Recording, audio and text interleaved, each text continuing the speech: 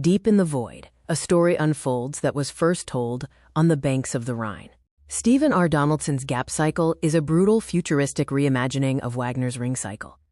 Instead of gold and magic, we find genetic code and corporate greed in a dying galaxy. It is a grimdark saga where the traditional roles of hero and villain are constantly being flipped. The gap itself is more than a distance. It's a psychological and moral abyss. The horror here is biological, the Amnion, an alien threat that rewrites human DNA. Here, the gods are not in Valhalla, but in the boardroom of United Mining Companies. This is a world of scum and villainy, far removed from the pristine halls of space opera. To understand this saga, we must first look at the characters who populate this Sunday drive-through heyday. Let's begin with the man who starts as a monster, the pirate Angus Thermopyle.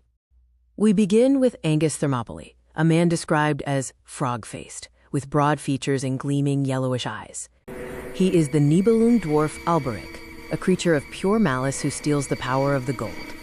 That gold is Morn Highland, a woman of haunting beauty who becomes Angus's captive and victim. But in this universe, the curse of the ring is a literal device, the Zone Implant.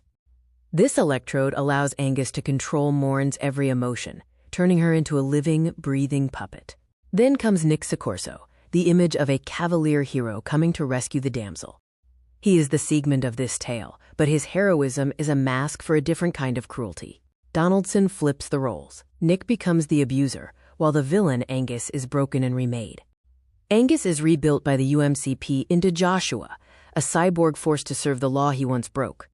This role reversal forces us to find empathy for a monster, challenging our very definition of a hero. Morn, meanwhile, must learn to use her own curse, the implant, to survive her captors. She evolves from a victim into a survivor, echoing the transformation of Brunhilde in the opera.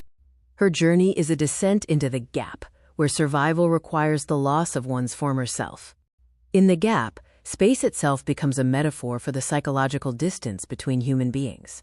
It is a place where no one can hear you scream, and no one is coming to save you. Every character in this saga is gapped, emotionally isolated by their own trauma and greed. As the focus shifts from the personal to the political, we meet the masters of this universe. These are the gods of the story, ruling from the high heavens of corporate boardrooms.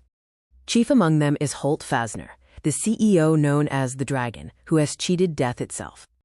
And his rival, Warden Dios, the man tasked with maintaining order in a chaos-filled galaxy. To find the truth, we must descend into Billingate, an illegal shipyard, and haven for pirates. It is a Sunday drive through Hades, a place where every vice is for sale.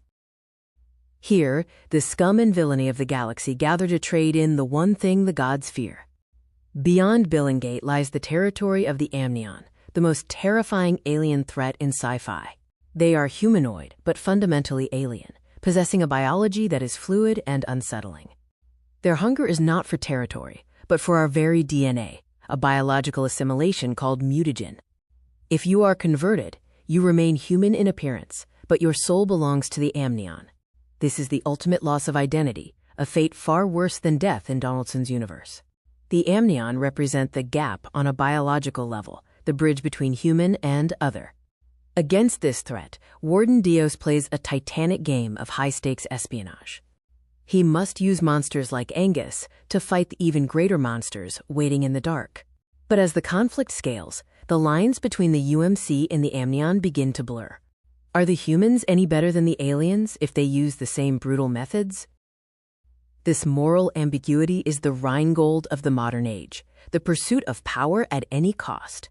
Billingate becomes the stage for the final betrayal, the place where the old order begins to crumble. In the opera, the world ends in fire. In the gap, it ends in a cold, calculated collapse. The characters we've followed are caught in the gears of this cosmic machine. Their personal survival is now inextricably linked to the survival of the human race. But the price of that survival is a total loss of innocence. The gods are falling, and they are taking the universe down with them. The finale is a Twilight of the gods, played out across the stars.